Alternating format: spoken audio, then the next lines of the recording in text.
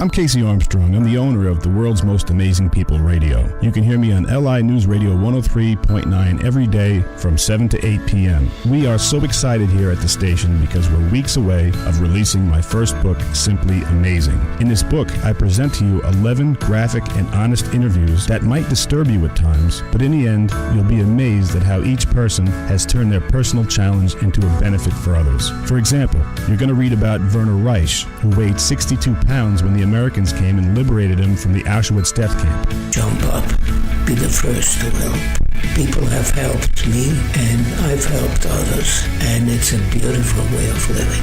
In another chapter, you're going to read about fellow Long Islander Daniela Cipitelli, who beat cancer not once, but twice. Cancer is my opponent. I kicked your ass once, I'll kick your ass again. For more information about the book Simply Amazing, go to simplyamazingbook.com.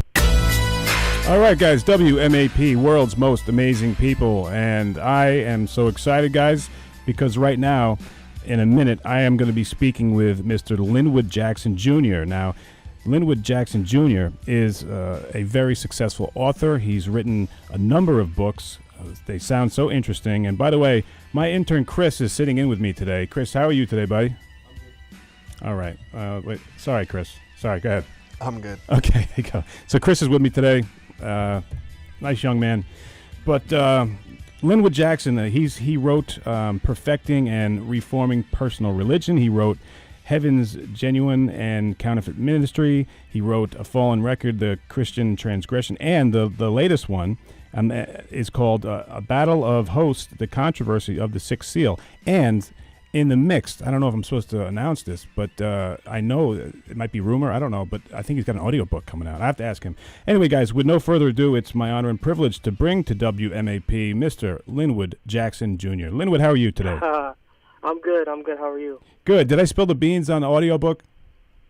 I'm happy you did. You could spill the beans, let it roll over. You could just leave it out. I'm happy about that. All right. Cool. Go ahead. It's an audiobook. It's coming out maybe in about 2 or 3 weeks, called A Prayer for Change. And is that? Yeah, go ahead. Is that the first one that you've done that you recorded? Yes. This will be my very first audiobook. Cool. And this will be out, you're saying, in a couple of weeks, you said? Late July, early August. Okay, all right. But in the meantime, people can go to Amazon.com and get all these books, or they can go to LinwoodJacksonJr.com. Now, let me ask you. Now, when did you know that you had the talent to be a writer? Because it's not an easy thing to be. I was in college, and I came in originally for pre-med, but I kind of really did bad at science, and I found that writing came natural to me. So I spent my time as an English major, and I didn't really begin reading. I didn't really begin studying how to write or anything like that until after my college experience, where I ended up hurting myself. I was a natural bodybuilder. I went a little bit crazy on the supplements, and that kind of hit me back down to reality, made me look at my life and the decisions that I was making. I was doing a lot of things not for me, but because I was being told to do them, and I started to wonder why I was not listening to my own self and why I had no actual love for my own self, because I overdid what I was doing. And the whole reason for writing just came from the need for discovering self-love.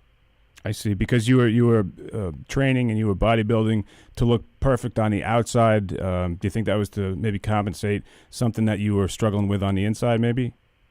And also, I would say yes and no, but it was more so the pain.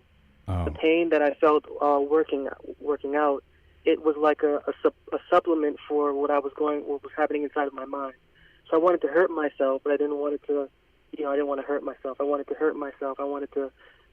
Because I thought I was ignorant for listening to the opinions of others of how I was living my life.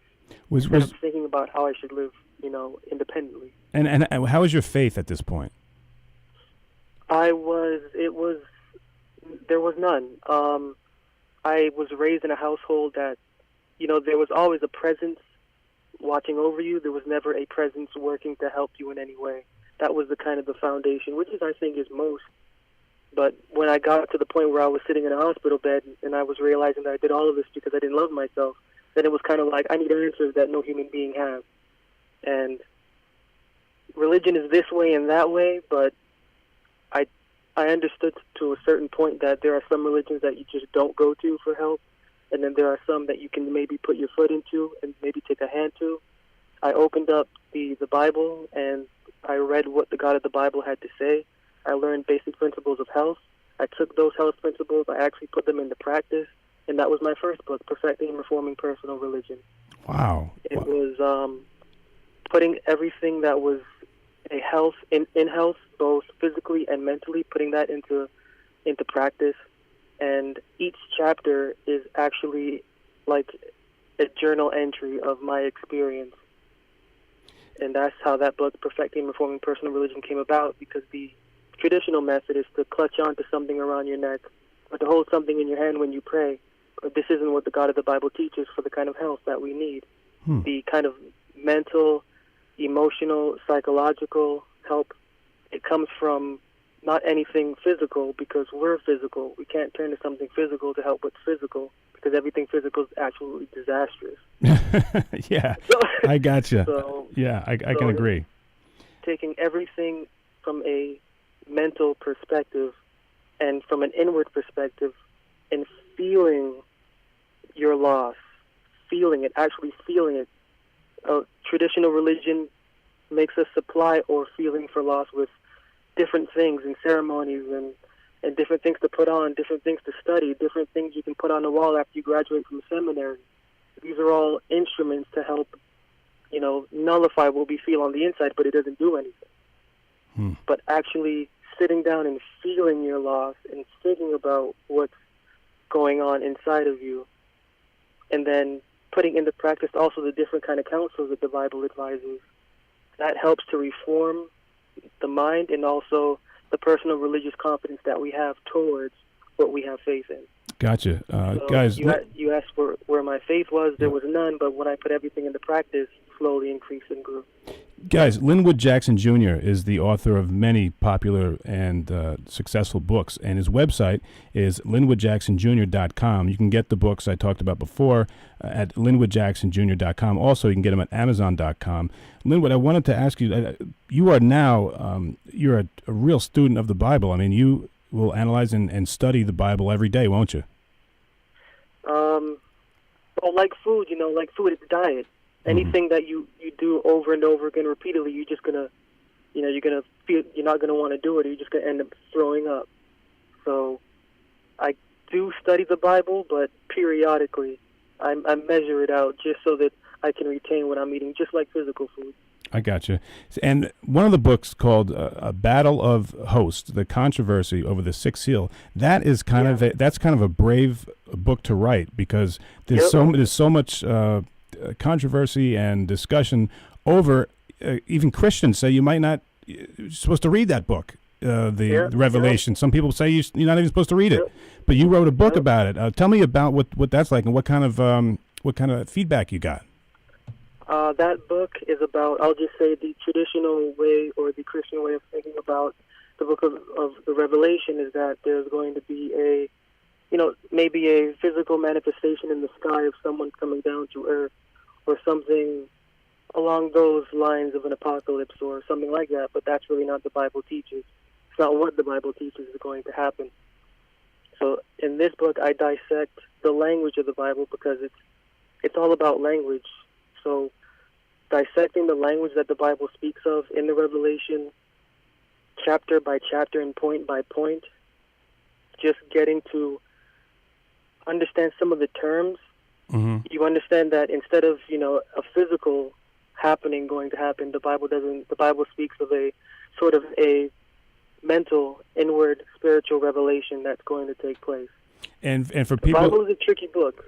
Yeah, it is, and that's what made this such a challenging book, because it conflicts with again, Christian tradition, and which is sorry. No, go ahead. Finish your thought. No, I was going to say it conflicts with Christian tradition, which is not factual in any sort of way. But Christian literature is more emotional than intelligent, or it's more emotional than stimulating. It's emotional literature. It's literature based off of a figure or anything, you know, I don't want to say comic, but that's the foundation of it. It's not that practical. Mm-hmm. But when you read the Bible, when you actually sit down and study the language of it, it's beyond practical, and it makes worth looking forward to something, worth looking forward to it. That's why I wrote this book. It's a battle of hosts, because there are two sides. And I went back through history, because history tells, you know, the future. And back in history, you know, Babylon, Nebuchadnezzar conquered Egypt and Pharaoh. So throughout this book, I kind of mix and match history with what's going to happen in the future, analyzing what took place back then to what's going to happen in the future. It's going to be the same kind of conquering, but it's not going to be any kind of physical or spiritual, supernatural thing. It's going to be doctrinal. It's going to be basically doctrinal, is what the Bible teaches. Wow. Guys, we're running out of time here, but Linwood Jackson Jr. is a very interesting guest. I got to tell you that, man. You definitely, I'd like to get into, you know, your background. I want to hear about the bodybuilding and how that, you know, there's so many questions I got for you, but we're out of time here. But guys, go get these books that we've been talking about: Perfecting and Reforming Personal Religion, Heaven's Genuine and Counterfeit Ministry, A Fallen Record, The Christian Transgression, and the latest, A Battle of Hosts, The Controversy Over the Sixth Seal. And be on the lookout for a Prayer for Change, and that's the new audio book. Go to linwoodjacksonjr.com or amazon.com and check it out. Linwood, I hope you come back. You're definitely one of the world's most amazing people, and I appreciate you coming on, and I hope to speak with you again. I appreciate you for having me, and the love you're giving me. I really, really appreciate it. Well, anytime, brother. All right, God bless, man. Thank you. That's Linwood Jackson Jr., guys. LinwoodJacksonJr.com. Great guest. Chris, that guy's pretty cool, huh? Absolutely. Yeah, I mean, he's an interesting guest, and love to have him back, right? Would you want to get in his head a little more? Of course, especially about the bodybuilding. Yeah, Definitely yeah. excited me. Yeah, totally cool. All right, guys, we'll be right back at WMAP.